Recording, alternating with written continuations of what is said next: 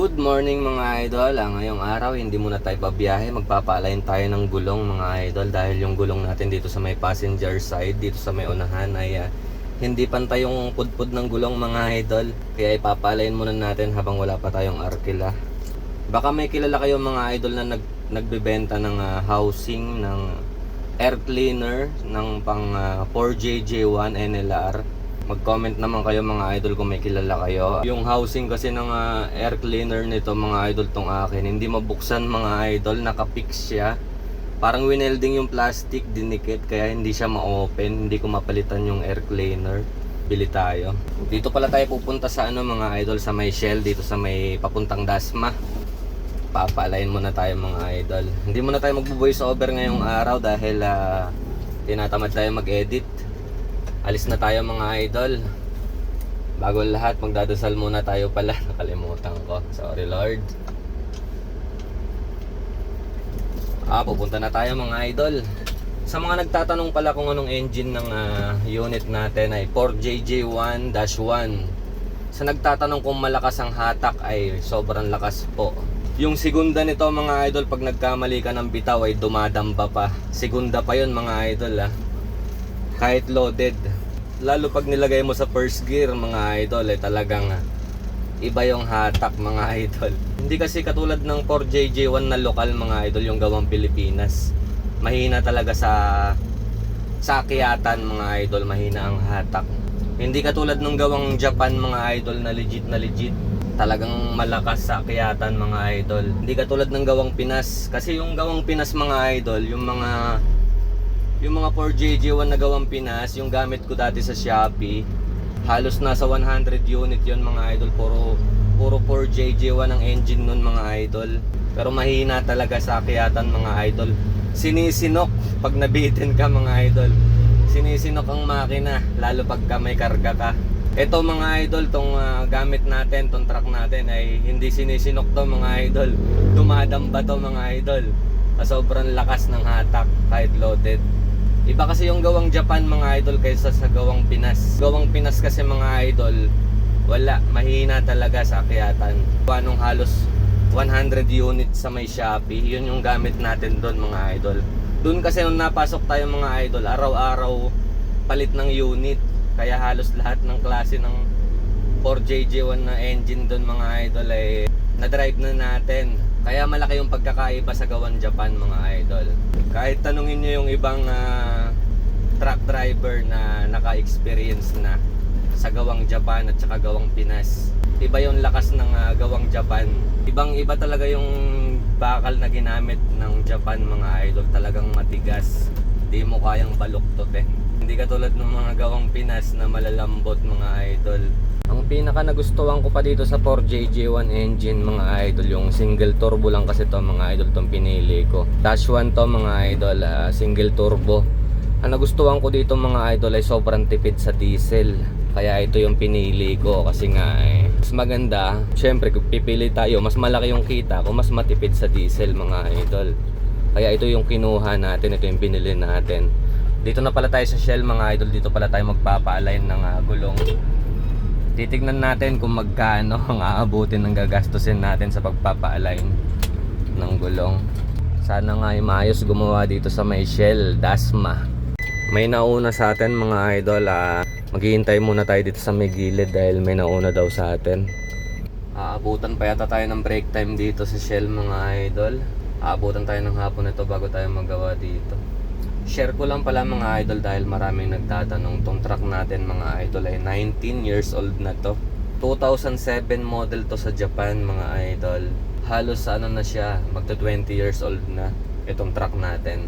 Ito mga idol, nakabuhay yung makina nito mga idol, pero napakatahimik at napakatining ng tunog. Marami kasi nagko-comment sa atin mga idol, tinatanong kung okay ba yung Japan truck. Okay na okay mga idol, basta magaling kayong mamili ng makina, magaling kayong tumingin, makiramdam. Siyempre, lamang talaga pagka may alam ka sa sasakyan katulad nitong truck. Ako kasi mga idol, sa experience ko na lang sa pangangamuhan ko ng 10 taon mga idol, yun lang yung ginamit ko sa pagpili na magandang makina at magandang truck mga idol. Yung talagang magagamit ko sa panghanap buhay. At saka syempre mga idol, humingi ako ng gabay sa Panginoon nung bago ko pinili tong truck na to. 6 kasi yung pinagpilian ko nito mga idol nung pinili ko sa branch. Bali 6 siya. Ito 2007 model sa Japan. Yung iba 2017, 2013, 2010. Meron pa idol mas ba 2018 tsaka 2020 model sa Japan. Ito yung pinakamatanda mga idol, pero ito pa yung napili ko. Ang odo nito mga idol nung nabili ko ay 253,000. Pero ito yung pinaka natipuhan ko mga idol, kasi nga talagang pinong-pino, napakatining ng tunog mga idol. At syempre, kahit hindi ka magbabase sa tunog lang mga idol, kailangan buksan mo yung radiator cap. Pag stable yung tubig nun mga idol at walang pressure, yung halos hindi natatapon pag binuksan mo yung radiator niya at napaka-stable ng tubig, magandang sign na yon mga idol. Pangalawa yung dipstick. Pag may tumalsik dun mga idol, pag binunot mo tapos walang tumalsik na langis, goods yun mga idol. Sa oil cap naman mga idol, sa oil cap natural lang na may tumalsik na langis dahil may nagmo-moving kasi dun mga idol, kaya natural na may tumalsik. Wag lang sa dipstick mga idol, pag hinugot mo yung may tumalsik sa dipstick, wag lang doon mga idol, may problema yon. Hindi man ako expert mga idol, hindi ako mekaniko mga idol, pasintabi na lang, bilang experience ko lang din kasi. Ito yung pinili natin mga idol, pero yung kondisyon nito mga idol ay parang brand new. Ito naka-andar to mga idol, parang walang tunog, napakatahimik na makina. Pero hindi lahat ng nabili ng Japan truck mga idol ay swerte. Yung iba paglabas pa lang sa branch, ilang oras pa lang na biyahe ay kumakatok ng makina. Kaya paalala ko lang sa mga nagtatanong sa akin, sa mga follower ko na nagtatanong gusto magsimula, mas maganda kung magsama kayo ng mekaniko. Ako kasi dati mga idol, hindi na ako nagsama ng mekaniko. Marami na tayong namanehong iba't ibang klase ng truck. Yung pinakamalaking namaneho natin ay 10-wheeler tsaka yung 12-wheeler. Forward yan, pababa, ang close van. Sa dami nga natin na hawakan na unit mga idol, yun na lang yung ginamit natin bilang experience sa pagpili ng magandang klase ng truck. Ito mga idol, magti 3 months ka nang ginagamit. Sa awa naman ng Diyos mga idol, hindi naman nagkakaproblema. Kagandahan lang sa Japan truck mga idol ay napaka-solid talaga, lalo na yung mga bakal niya. Hindi basta-basta mababaluktot ang mga ginamit na bakal dito. Tsaka napakatibay talaga mga idol. Isipin mo tong unit ko mga idol, magto 20 years old na, pero yung condition niya parang bago pa din yung tunog. Ibig sabihin nito mga idol, maalaga yung may-ari nito sa ibang bansa.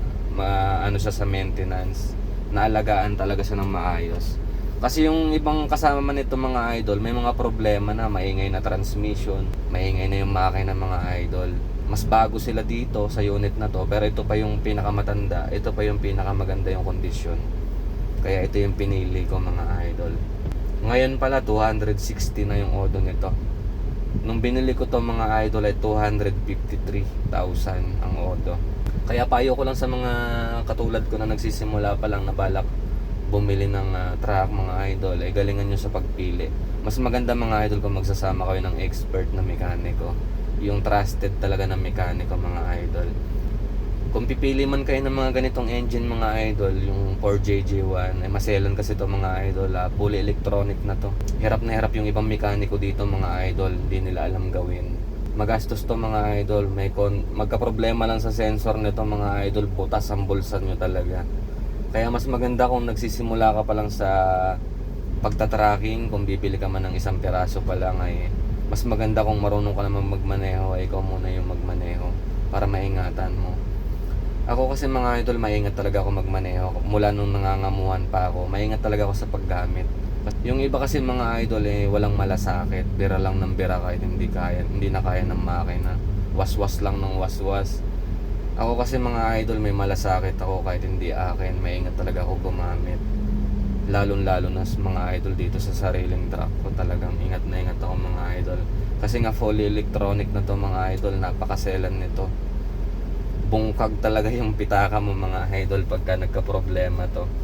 Kaya share ko lang sa mga gusto magsimula, at sa mga nagko-comment, nagpi-PM sa akin mga idol. Kung pipili kayo, kung gusto nyo piliin yung business na ganito, ay Kung gusto niyo yung matipid sa diesel na malakas sa kargahan, kung yung pangarga niyo yung mga 3 tons lang naman, mag 4JJ1 na lang kayo mga idol dahil napakatipid sa diesel. Single turbo lang to mga idol, 4JJ1-1 itong gamit natin truck. Share ko lang mga idol. O dahil maraming nagtatanong sa atin, nagko-comment, maraming nag-PPM, na sana nasagot ko yung mga katanungan nyo. Salamat sa inyo mga idol. Nakasalang na yung truck natin mga idol. Titignan kung ano yung dahilan nitong ano. Bakit mas nauupot yung ano. Ito mga idol. Mas lamang yung ano dito, yung kain niya.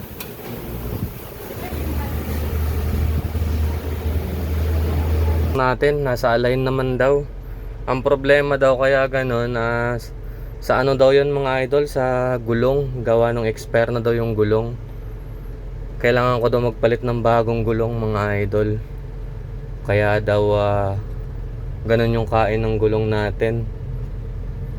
Wala, hindi rin natin napagawa mga idol. Palitan daw muna natin ng bagong gulong. 2017 model, 2017 pa kasi yung gulong natin mga idol. Wala, hindi natin napagawa. Papalitan daw muna natin yung gulong natin. Hanggang dito na lang yung video natin mga idol. Inabot na tayo ng hapon dito sa pag-aantay. Wala, hindi rin pala nila maayos. Gawa nung okay naman daw ang ano natin. Okay naman daw yung pang-ilalim.